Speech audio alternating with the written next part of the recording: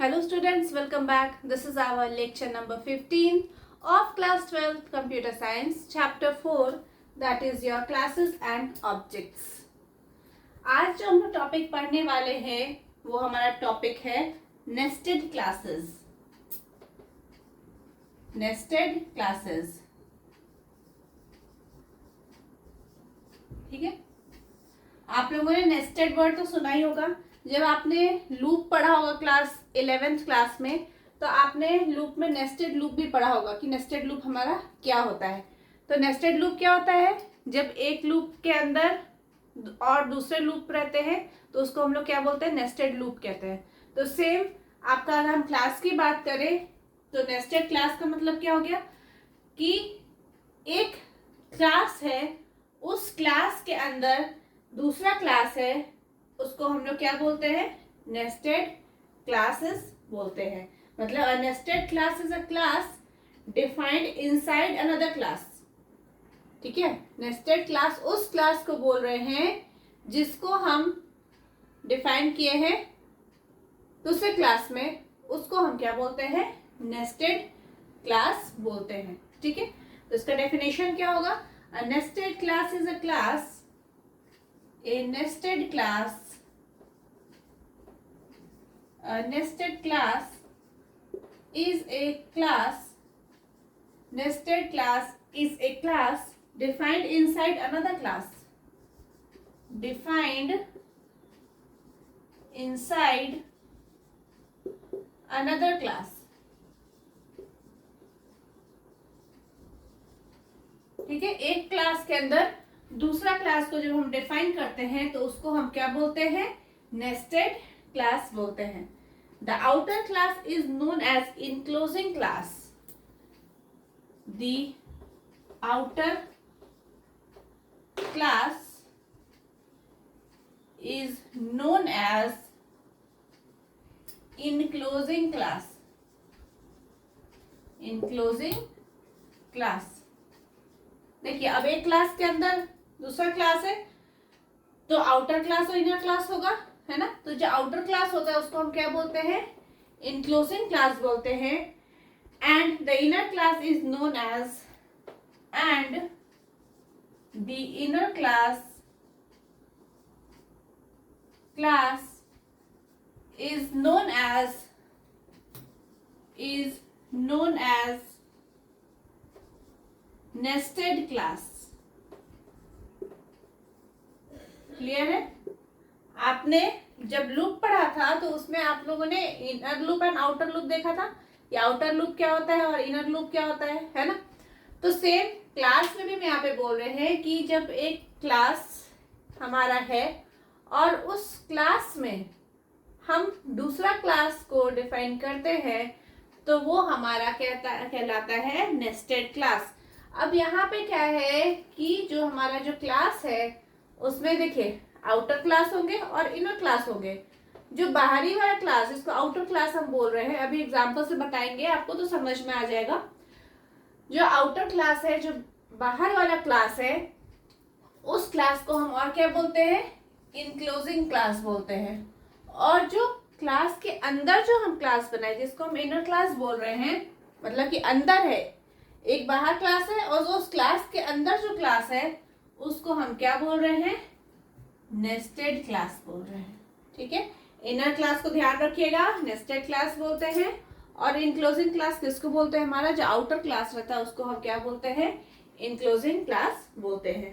पहले एक छोटा सा मैं यहाँ पे एग्जाम्पल बताया, फिर एक छोटा सा प्रोग्राम भी हम लोग देखेंगे नेस्टेड क्लास का. जैसे एग्जाम्पल में मान लेते हैं कि हमारे पास कोई क्लास है स्टूडेंट. एक हमारे पास क्लास है स्टूडेंट नाम का, मैंने क्लास बनाया. ठीक है. अब इस स्टूडेंट क्लास के अंदर देखिए हम लोग यहाँ पे क्या पढ़ रहे हैं? नेस्टेड क्लास पढ़ रहे हैं. मतलब कि एक तो ये हमारा क्लास हो गया और इसके अंदर हम दूसरा क्लास को जब डिफाइन करेंगे तो वो नेस्टेड क्लास हमारा कहलाएगा. ठीक है. तो एक क्लास हम बना रहे स्टूडेंट, इसके कुछ डेटा मेंबर्स मैं डिक्लेयर कर रही हूँ. जैसे इंट स्टूडेंट का क्या है, तो स्टूडेंट का मान लीजिए रोल नंबर, तो मैं आर नंबर करके यहाँ पे वेरिएबल ले रही हूँ. और स्टूडेंट का हमको नाम भी सेव करना है, तो मान लीजिए मैं यहाँ पे कैर और यहाँ पे मैं नेम को सेव करने के लिए एक एरे ले रही हूँ नेम नाम का, और इसका साइज यहाँ पे कुछ 20 में ऐसे करके डिफाइन कर रही हूँ। ठीक है, कैरेक्टर डेटा, इसका डेटा टाइप कैरेक्टर होगा क्योंकि नेम को स्टोर करना है। ठीक है, अब उसके बाद हम यहाँ पे देखिए एक और क्लास बना रहे हैं, हम यहाँ पे एक क्लास और बना रहे हैं और इसका मान लीजिए हम नाम रखे DOB, that is date of birth. ठीक है, और इसके अंदर हम यहाँ पे डेज और इंट मंथ के लिए इस तरीका से कुछ वेरिएबल हम यहाँ पे डिक्लेयर कर दे रहे हैं। ठीक है, डेज मंथ एंड ईयर। मान लीजिए हम इस नाम का एक वेरिएबल बनाए। ये क्लास को हम यहाँ पे क्लोज करेंगे, तो क्लास यहाँ पे जब क्लोज होगा तो सेमीकोलन यहाँ पे क्लास को क्लोज करते हैं, तो और यहाँ पे भी ये मेन क्लास हमारा क्लोज हो रहा है तो यहाँ पे भी एक सेमीकोलन से हम इसको टर्मिनेट करेंगे।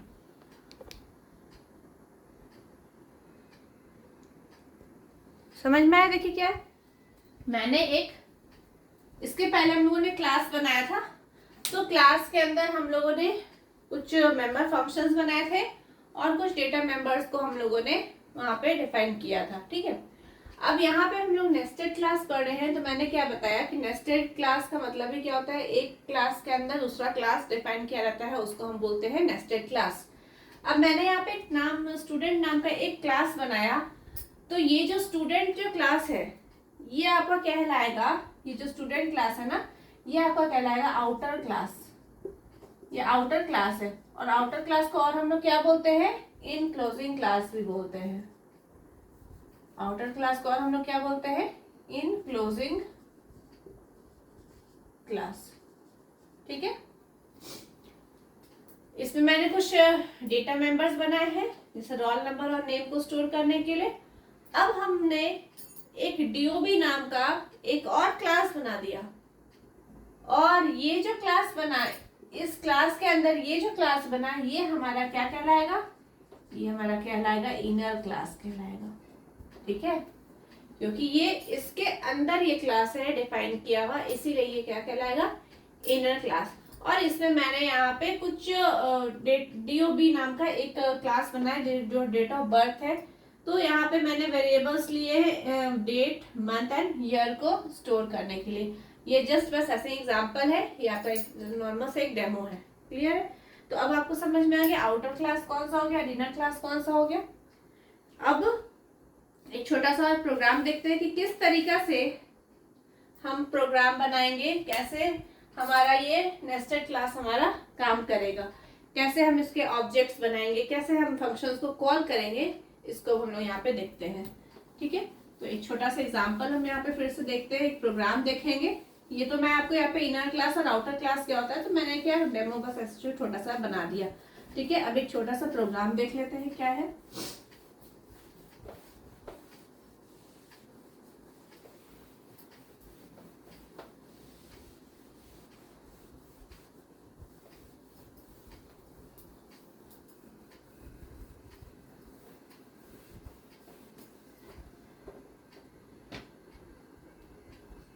मैं सिंपल से एक छोटा सा ऐसे ही प्रोग्राम बना रही हूँ। मैं यूजर से वैल्यू इनपुट करवाऊंगी और उस वैल्यू को बस प्रिंट करवाऊंगी क्लास में, और कुछ नहीं। मैंने जो वैल्यू या यूजर ने जो भी वैल्यू एंटर किया है, ठीक है, वो वैल्यू को बस मैं प्रिंट करवाने का काम करूंगी और कुछ नहीं। ठीक है, अब प्रोग्राम जब हम स्टार्ट करेंगे तो हमेशा हम कहाँ से स्टार्ट करते हैं, मेन फंक्शन से स्टार्ट, सॉरी हम हेडर फाइल को इंक्लूड करते हैं। तो हम क्या लिख रहे हैं, हैश इंक्लूड iostream.h, क्योंकि हम यहाँ पे iostream क्यों, input output stream, that is हम लोग सी इन सी आउट का यूज करेंगे। हमारे जो सी इन सी आउट भी क्या है, ऑब्जेक्ट है, तो उनका जब हम यूज करेंगे तो हमको iostream.h हेडर फाइल को इंक्लूड करना पड़ेगा। नेक्स्ट हैश इंक्लूड conio.h, मैं conio.h क्यों यूज करती हूँ, कंसोल इनपुट आउटपुट। इसका मतलब क्या है, यहाँ पे अगर मैं क्लियर स्क्रीन या getch वगैरह का यूज करूंगी तो मुझे conio.h हेडर फाइल का यूज करना पड़ेगा। क्लियर है?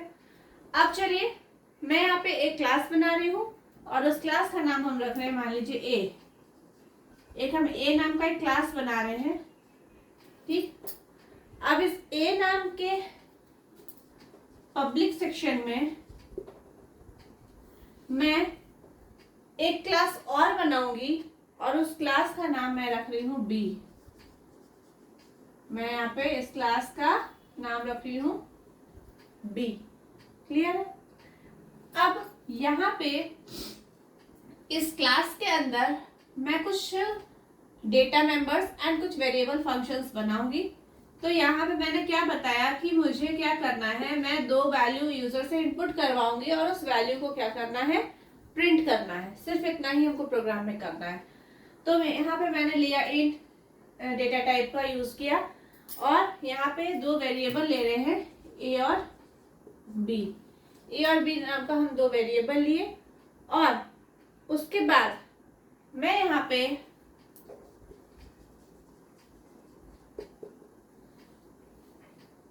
कुछ मेंबर फंक्शन को बना रही हूँ। तो मेंबर फंक्शन जैसे void input, void इसका रिटर्न टाइप और input नाम का मैं एक यहाँ पे फंक्शन बना रही हूँ।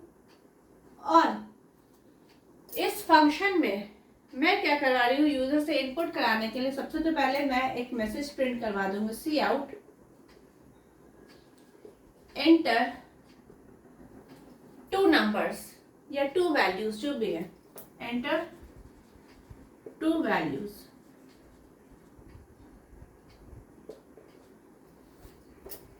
और उसके बाद 2 वैल्यू को इनपुट करने के लिए मुझे क्या करना पड़ेगा, सी इन कंसोल इन। और यहाँ पे 2 वेरिएबल मैंने क्या लिया है, ए और बी। तो मैं किस में वैल्यू स्टोर कराऊंगी, ए और बी में। क्लियर है? यहाँ पे सेमीकोलन। उसके बाद ये फंक्शन को मैं क्लोज कर रही हूँ। उसके बाद एक फंक्शन और हम बना रहे हैं जिसका नाम मैंने रखा है void show। आप जो नाम का फंक्शन रखो, जरूरी नहीं है कि मैं जो नाम ले रही हूँ आप वही नाम का आप फंक्शन लो, आप जो भी नाम लो कोई दिक्कत नहीं है, void show। और यहाँ पे मैं ए और बी का वैल्यू को प्रिंट करवाऊंगी। तो प्रिंट कराने के लिए मुझे क्या यूज करना पड़ेगा, सी आउट। मुझे क्या प्रिंट कराना है, ए और बी का वैल्यू। तो मैं सी आउट ए, उसके बाद मैं यहाँ पे कुछ ए और बी को दोनों स्पेस के साथ प्रिंट कराना चाहती हूँ। तो यहाँ पे मैंने स्पेस को यहाँ पे रखा, प्रिंट कराया और उसके बाद यहाँ पे बी। ठीक है, ए और बी। यहाँ पे एंडल और न्यू लाइन। अब बैकस्लैश एन या एंडल आपको जो लेना है आप ले सकते हो, लिख सकते हो। और यहाँ पे ये मेरा क्लोज। ठीक है, तो देखिए मैंने क्या किया, मैंने यहाँ पे एक क्लास बनाया, ए नाम का एक क्लास बनाया और उसके अंदर एक और क्लास बनाया। ये तो ए जो मेरा हो गया वो क्या हमारा रहा, आउटर क्लास, जिसको हम इनक्लोजिंग क्लास भी बोलते हैं। और बी हमारा क्या है, एक इनर क्लास है। अब मैंने इसके अंदर कुछ डेटा मेंबर्स बनाए और कुछ मेंबर फंक्शंस बनाए। अब देखिए ये क्लास हमारा यहाँ पे क्लोज होगा और एक यहाँ पे क्लोज होगा। एक क्लास ये वाला क्लोज हुआ और ये वाला हमारा आउटर क्लास यहाँ पे हमारा क्लोज हो गया।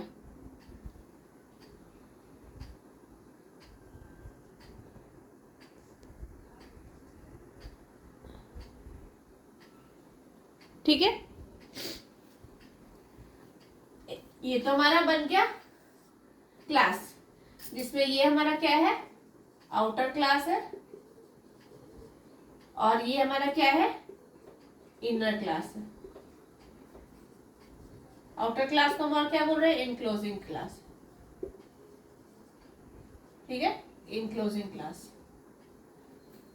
अब देखिए अब क्या करना है, अब मैं क्या बनाऊंगी, मेन फंक्शन, void main। अब मैंने एक बनाया मेन फंक्शन। अब देखिए मुझे क्या करना है, सबसे पहले अगर मुझे कोई फंक्शन को कॉल करना पड़ेगा तो मुझे क्या करना पड़ेगा, उसका ऑब्जेक्ट बनाना पड़ेगा। तो देखिए यहाँ पे ऑब्जेक्ट कैसे बनेगा। यहाँ पे एक CLR SCR भी लिख दे रही हूँ, क्लियर स्क्रीन। जब आप ये प्रोग्राम को रन करोगे तो आपका क्लियर रहेगा, आपका कंसोल स्क्रीन है, ठीक है। अब यहाँ देखिए मैंने क्या किया, मुझे करना क्या है, एक ऑब्जेक्ट बनाना पड़ेगा। तो ऑब्जेक्ट हम बनाते हैं तो सीधी सी बात हम कैसे करते हैं, जो क्लास का नाम रहता है और उसके बाद हम क्या करते हैं, क्लास का नाम के बाद हम ऑब्जेक्ट का नाम देते हैं, यही तो करते हैं। तो यहाँ पे अब देखिए ये जो आपका है void input, ये किस क्लास के अंदर है, B, लेकिन आउटर क्लास कौन सा हमारा, A। तो हम अगर डायरेक्ट ऐसे अगर लिखें B.obj, तो इस तरीका से हम पहले ऑब्जेक्ट बनाते थे। लेकिन अब यहाँ पे हम क्लास, यहाँ पे नेस्टेड क्लास पढ़े हैं, तो हम इस तरीका से यहाँ पे क्लास नहीं बनाएंगे। हम क्या करेंगे, देखिए हम क्लास पहले कैसे बनाते थे, हम यहाँ क्लास का नाम देते थे और यहाँ पे डायरेक्टली हम क्या करते थे, जो हमारा ऑब्जेक्ट का नाम रखना है वो हम ऑब्जेक्ट का नाम रखते थे इस तरीका से।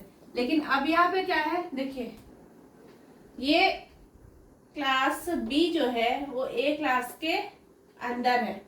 तो सबसे पहले तो हम क्या लिखेंगे, जो मेरा आउटर क्लास है उसका नाम क्या है, A, ठीक है। अब हम यहाँ पे स्कोप रेजोल्यूशन ऑपरेटर का यूज करेंगे और जो हमारा इनर क्लास है उसका नाम हम क्या लिखेंगे यहाँ पे, इस तरीका से, ठीक है। और अब हम यहाँ पे क्या करेंगे, ऑब्जेक्ट का नाम लिखेंगे। तो हम ऑब्जेक्ट का नाम OBJ नाम से ऑब्जेक्ट रख रहे हैं, ठीक है। आपको क्या करना है, जो आउटर क्लास है वो लिखोगे, स्कोप रेजोल्यूशन ऑपरेटर, और उसके बाद फिर आपका जो इनर क्लास है आप उसका नाम लिखोगे, ठीक। अब मुझे इन फंक्शन को कॉल करना है, तो मैं इन फंक्शन को जब कॉल करूंगी तो मुझे क्या करना पड़ेगा, फंक्शन का नाम क्या है यहाँ पे, इनपुट है ना। तो अब कैसे ये कॉल होगा, तो ऑब्जेक्ट का नाम क्या है, मैंने इसका जो ऑब्जेक्ट बनाया तो मैं क्या लिखूंगी, obj.input, और ये वाला फंक्शन को कॉल करने के लिए obj.show, ठीक है, get.ch, और ये मेरा ब्रैकेट क्लोज। अब समझ में आया इसका ऑब्जेक्ट कैसे हम बनाए। तो देखिए obj.input जैसे ही ये फंक्शन कॉल हुआ तो ये कहाँ आएगा, यहाँ पे जाएगा। उसके बाद आपको आउटपुट में क्या प्रिंट करेगा, एंटर 2 वैल्यूज, है ना, एंटर 2 वैल्यूज, ठीक है। आप 2 वैल्यू एंटर करोगे, उसके बाद आपका वापस यहाँ जाएगा।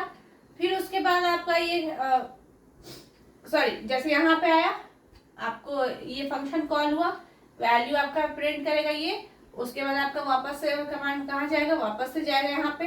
फिर आपका ये वाला कॉल हुआ है, शो फंक्शन कॉल हुआ है, तो फिर यहाँ पे आएगा।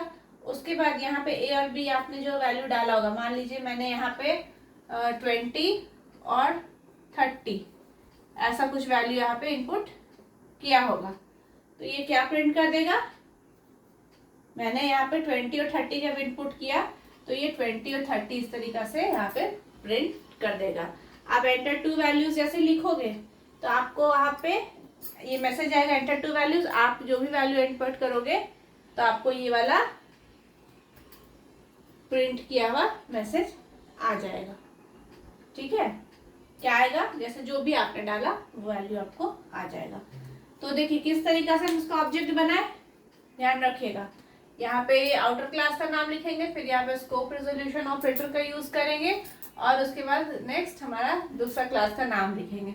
जैसे मान लीजिए इस क्लास का नाम, मान लीजिए अगर मेरा रहता कुछ और, मान लीजिए क्लास का नाम रहता डेमो, ठीक है, ये डेमो क्लास रहता, और ये भी क्लास अगर है, ये क्लास का नाम अगर मैं रखती, चलिए B ही रख देते हैं, या A, मान लीजिए A रहता ऐसा कुछ, तो यहाँ पे ऑब्जेक्ट बनता तो किस नाम से बनता, demo scope resolution operator A, और फिर हम इसका ऑब्जेक्ट बनाते हैं, इस तरीका से रहता। ठीक है। लेकिन यहाँ पे हमारा क्या है, यहाँ पे क्लास का नाम क्या है, ए और बी। अब अगर मान लीजिए हम इस तरीका से, अगर मैं यहाँ से ए को हटा देती हूँ तो क्या ये वैल्यू को प्रिंट करेगा? यस, ये आपका प्रोग्राम चल जाएगा, वार्निंग आपको एक देगा, ठीक है, वार्निंग देगा, प्रोग्राम वैल्यू तो प्रिंट कर देगा, लेकिन एक वार्निंग देगा कि आपका जो ये क्लास बी है उसका जो आपका ये क्लास है आउटर क्लास, आपको ये यहाँ पे डिफाइन करना पड़ेगा समथिंग, एंड में ये आपको इस तरीके से मैसेज आपको वहाँ पे दे देगा, वार्निंग मैसेज, लेकिन वैल्यू को प्रिंट जरूर कर देगा, लेकिन एक वार्निंग मैसेज आपको यहाँ पे दे देगा, ठीक है। तो यही आपका होता है नेस्टेड क्लासेस। तो क्लास, नेस्टेड क्लास सब समझ में आ गया। तो जब एक क्लास के अंदर हम दूसरा क्लास को डिफाइन करते हैं तो वो हमारा क्या कहलाता है, नेस्टेड क्लास कहलाता है।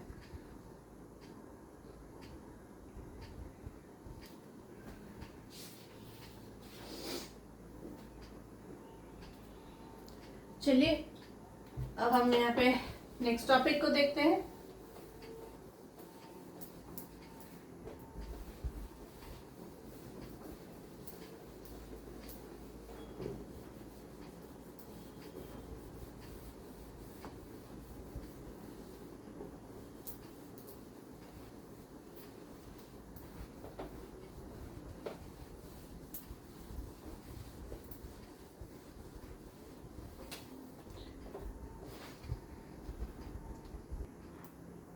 अब हमारा टॉपिक है data hiding and encapsulation. Data hiding and encapsulation.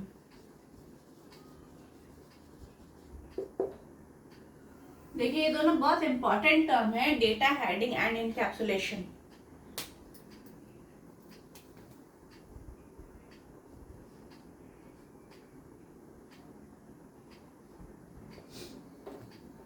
ठीक है, देखिए हम हमेशा जब हम ऑब्जेक्ट ओरिएंटेड प्रोग्रामिंग की बात कर रहे हैं तो हमारा मेन फोकस, मैंने बार बार ये बताया है कि हमारा मेन फोकस किस पे रहता है, हमारे डेटा पे। ये समझ लीजिए कि हमारे वर्ल्ड में each and everything is a data. हम यहाँ पे इस प्रोग्राम में ऑब्जेक्ट ओरिएंटेड प्रोग्रामिंग जो हम लोग पढ़ रहे हैं, यहाँ पे हम एक हर एक टर्म को हम हर एक चीज को एज अ डेटा मानते हैं, और ये डेटा हमारे लिए बहुत ज्यादा कीमती होता है। ये समझ लीजिए कि अगर आपका एटीएम का पिन है, या आपका पासवर्ड है, बैंक अकाउंट का पासवर्ड है, पिन है, या फिर आपका कहीं भी आप पासवर्ड रखे हो, तो वो सब कितना आपके लिए इम्पोर्टेंट है। तो अगर हम यहाँ पर टर्म में बात करें तो ये सब भी हमारे लिए क्या है, डेटा है। मतलब मैंने क्या बताया, टेक्निकल टर्म में अगर हम बात करें तो हर एक चीज डेटा है। अगर हमारा नाम है, हमारा एड्रेस है, तो वो भी हमारा एक क्या है, डेटा है। तो each and everything is a data.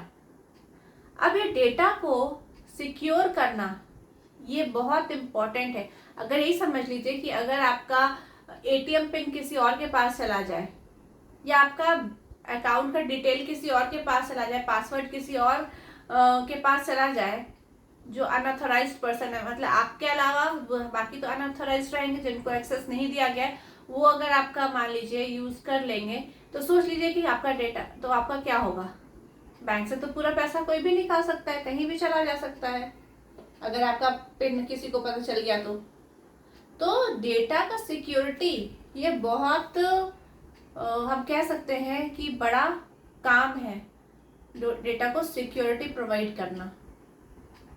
अगर हम रियल लाइफ एग्जांपल की अगर हम बात करते हैं, तो रियल लाइफ एग्जांपल में भी अगर हम देखें तो अगर हम एक सीधी सी बात है ना कि फोकस माना किस पे, डेटा पे है। मान लीजिए कैप्सूल है, मान लीजिए मेडिसिन है जो कैप्सूल के फॉर्म में आता है, तो कैप्सूल भी क्या है, कैप्सूल के अंदर का जो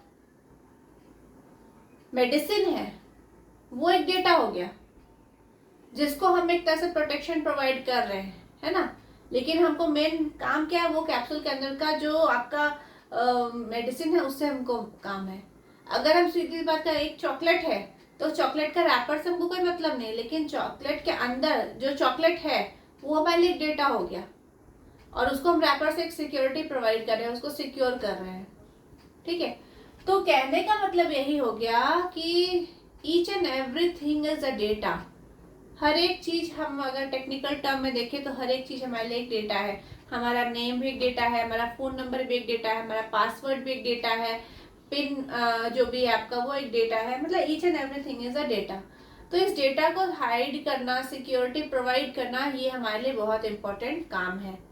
तो आज हम वही देखने वाले हैं कि क्या डेटा हाइडिंग से किस तरीके से हम अपने डेटा को सिक्योर कर रहे हैं या इनकैप्सुलेशन का यूज कर रहे हैं, तो डेटा हमारे पास कैसे सिक्योर हो रहा है। ठीक है, तो सबसे पहले तो हम यहाँ पे देखते हैं, यहाँ पे डेटा हाइडिंग। सबसे पहले हम यहाँ पे क्या देख रहे हैं, डेटा हाइडिंग। हमारा टॉपिक क्या, डेटा हाइडिंग एंड इनकैप्सुलेशन। तो सबसे पहले तो डेटा हाइडिंग हम देखते हैं क्या होता है। डेटा हाइडिंग नाम से समझ में आ रहा है, हाइड करना मतलब छिपाना, यही ना है। तो data hiding is a technique used to hide, data hiding is a technique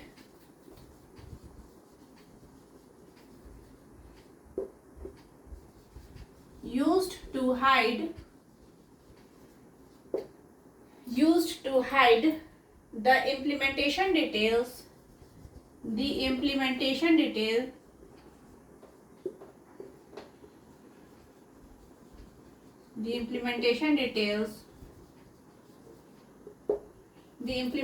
details of an object from the outside world, of an object from outside world, from the outside world.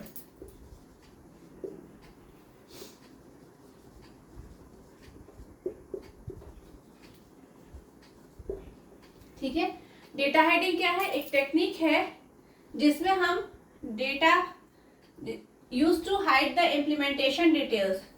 जो implementation detail है आपके object का, उसको हम hide करके रखते हैं outside world. Outside world मतलब बाहरी दुनिया। अब ये दुनिया यहाँ पे क्या हो गया, मतलब अगर हम कंप्यूटर के यहाँ पे प्रोग्रामिंग सॉफ्टवेयर के टर्म में बात करें तो ये दुनिया कौन सा हो गया। तो देखिए, हमारा जो क्लास होता है उस क्लास के अंदर हमारे पास कुछ एक्सेस स्पेसिफायर्स दिए जाते हैं, that is public, private and protected. जिसमें जो हमारा प्राइवेट जो डेटा मेंबर होता है वो सबसे ज्यादा हाईली सिक्योरिटी प्रोवाइड करता है, सिक्योर रहता है। क्योंकि प्राइवेट मेंबर्स को, जो प्राइवेट डेटा मेंबर्स होते हैं या प्राइवेट मेंबर्स होते हैं, उसको क्लास के अंदर सिर्फ उसके मेंबर फंक्शंस यूज कर सकते हैं, है ना। लेकिन आउटसाइड द क्लास हम उसको यूज नहीं कर सकते हैं। मतलब अगर हमको कोई हमारे पास प्राइवेट डेटा है और उसको अगर हम चाहें कि हम मेन फंक्शन से हम उस डेटा को एक्सेस करें यूजिंग ऑब्जेक्ट, तो हम उसको डायरेक्टली एक्सेस नहीं कर सकते हैं। लेकिन हम पब्लिक एक्सेस स्पेसिफायर का यूज करके ये काम कर सकते हैं।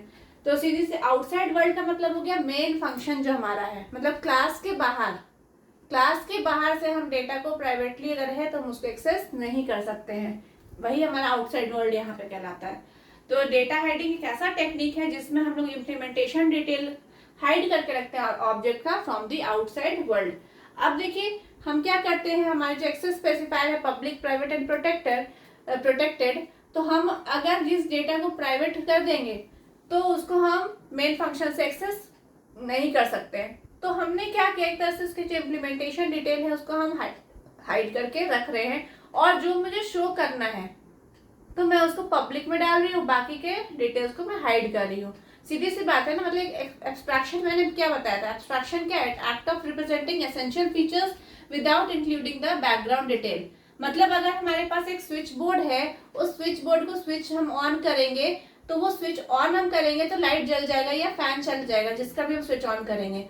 लेकिन इंटरनली वो कैसे उसका वायरिंग किया हुआ है, कैसे वो कनेक्शन किया हुआ है, आपको उससे कोई मतलब नहीं है। तो वो आपसे हिडन किया हुआ है, हाइड किया हुआ है। आपको क्या है, सिर्फ आपके जो सामने नजर आ रहा है इंटरफेस वो आप यूज करो, बाकी की जो इम्प्लीमेंटेशन डिटेल है वो किस तरीके से काम कर रहा है वो आपसे हिडन है।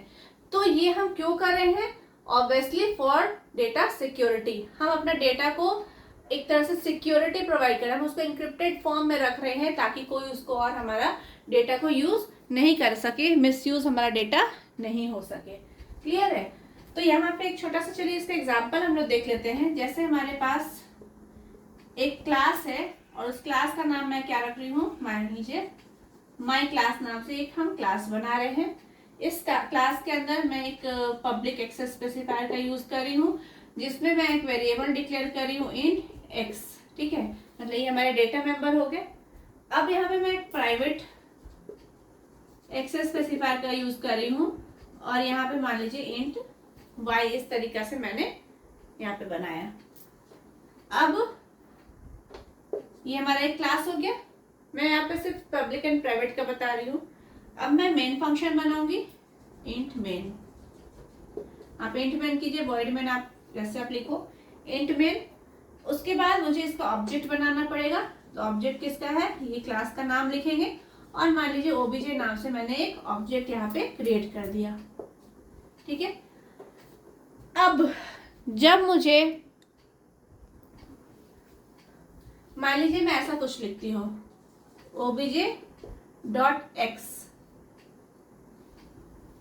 obj dot x is equal to 20 और यहाँ पे obj dot Y is equal to 50।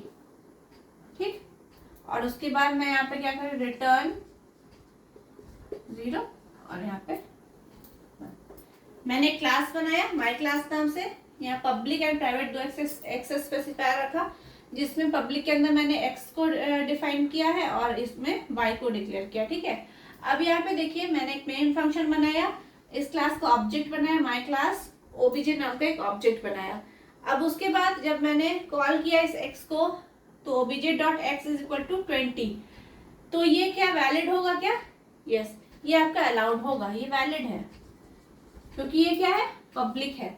लेकिन obj dot Y is equal to 50 ये देखिए प्राइवेट के अंदर है तो ये मेरा इनवैलिड होगा, ये आपका अलाउड नहीं होगा। क्यों नहीं अलाउड होगा? क्योंकि ये आपका y जो है ये प्राइवेट डेटा मेंबर है और प्राइवेट डेटा मेंबर को हम ऑब्जेक्ट के थ्रू डायरेक्टली एक्सेस नहीं कर सकते हैं। तो यही आपका कॉन्सेप्ट है डेटा हाइडिंग का। जिस चीज को हम प्राइवेट कर देंगे तो उसको हम डायरेक्टली एक्सेस नहीं कर सकते हैं। तो आई होप कि आपको डेटा हाइडिंग समझ में आया, किस तरीके से हम डेटा को हाइड करते हैं। नेक्स्ट क्लास में हम लोग आगे इनकैप्सुलेशन को कवर करेंगे। आज के लिए इतना ही, थैंक यू।